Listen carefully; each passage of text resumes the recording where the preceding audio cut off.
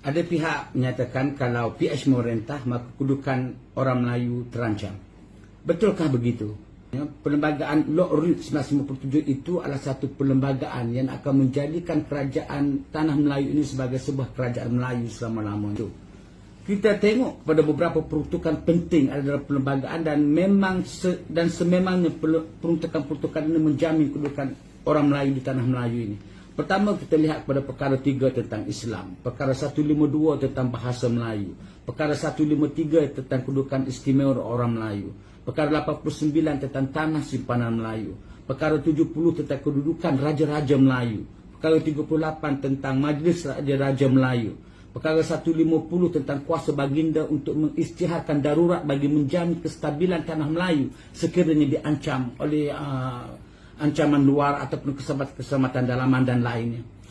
Peruntukan-peruntukan ini yang ada dalam perlembagaan adalah peruntukan yang menjamin bahawasanya apa juga yang berlaku dalam negara ini, kedudukan istimewa orang Melayu sebagai penduduk majoriti negara ini terjamin.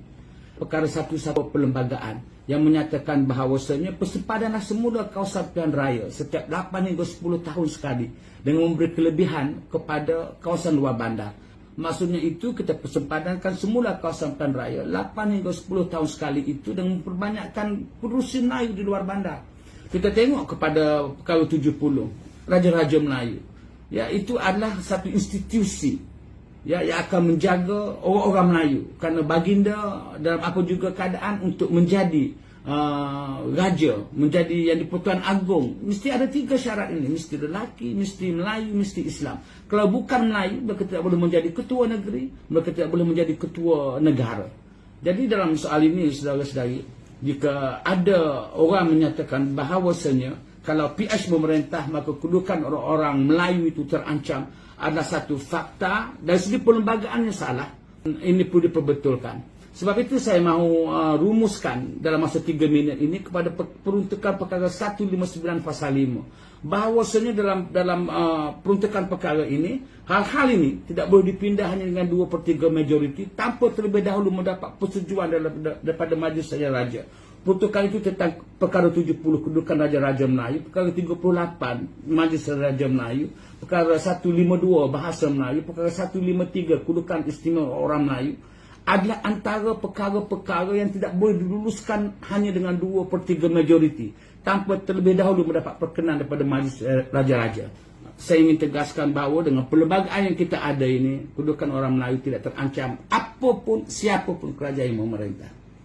Siapa yang layak untuk diberi peluang menjadi Perdana Menteri untuk menyelesaikan isu-isu yang mutakhir ni, Datuk? Apa impian saya untuk PRU 15? Saya tetap berpendapat kalau saya ada pilihan mempengaruhi rakyat, memberitahu pada rakyat, saya tetap yakin bahawa saya mengharapkan, masih mengharapkan Datuk Seri Anwar Ibrahim untuk meneraju negara ini. Itu pilihan Datuk? Dan pilihan saya berasas bukan kerana saya sentimen kepartian, tidak. Saya fikir beliau lama menunggu peluang dengan jiwa reformasinya, dengan idea-ideanya untuk membawa negara ke arah satu yang lebih baru, yang lebih segar. Dan saya mahu melihat sejauh manakah pengalaman itu, azab itu boleh beliau terjemahkan ke dalam politik negara untuk membangunkan negara ini. Mungkin orang tidak setuju, mungkin orang akan bagi pandangan yang berbeza, tetapi untuk saya katakan bahawa biarpun sukar, ya, realitinya sukar, akan banyak cabaran dalam PRU ke-15 ini sebab tendensi pada hari ini kekuatannya itu masih ada pada Barisan Nasional, itu realitinya, tetapi mengharapkan seorang pemimpin yang ada jiwa seperti Anwar itu, saya harap dia tidak menjadi satu yang terasing kepada masyarakat Malaysia yang lain. Dan saya pasti akan dukung pemimpin seperti ini. DAP hebat. DAP pemimpin dia bukan setakat Lim Chiu Tong, bukan setakat Ong Kiang Ming. Kita ada banyak lagi. New Ching bertanding baru-baru ini, berpindah daripada Serdang ke Johor, Keluang, menang. Dan mereka ini adalah orang-orang yang hebat bersinar sebagai pemimpin bukan Melayu di Parlimen. Dan saya rasa ini merupakan aset negara. PKR hebat. Ada Nurul Izzah, ada Rafizi, ya, dan kita boleh terasa kehilangan Rafizi dalam pembentangan bajet, dalam soal audit report misalnya dia ke Mekah. Tak ada orang lain daripada kalangan pemimpin, daripada orang Melayu kalau kita mahu cakap, yang mampu mendebatkan soal bajet dengan baik. Ya, kalau pemimpin PAS satu tak ada. Betul-betul saya cakap. Let me tell you honestly, tak ada. Saya nak cakap kalau dari segi kepimpinan pemuda PAS yang ada di Dewan, kalau nak bercakap, I would say it's a total failure. Ya, tak bercakap, tak ada. Ya, saya tak perlu sebut. Tetapi mereka ini hebat. Kalau tak masuk. Apa dia? Tak, secara umum lah saya bercakap. Saya tak nampak.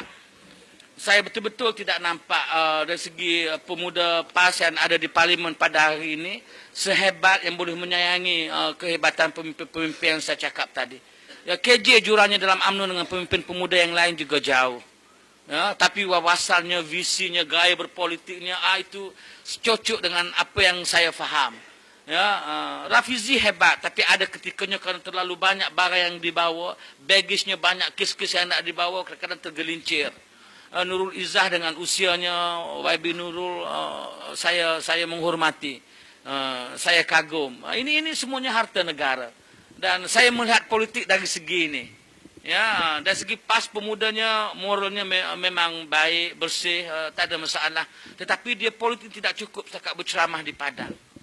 Ya, politik ini tidak cukup sekadar kita menganjurkan demonstrasi bila ada konsert. We have to go beyond that. Ya, saya rasa begitulah. Jadi soal yang di AP bukan setakat 3 orang lagi. Saya nak sebut banyak lagi. Hampir semuanya. They perform in parliament. Itulah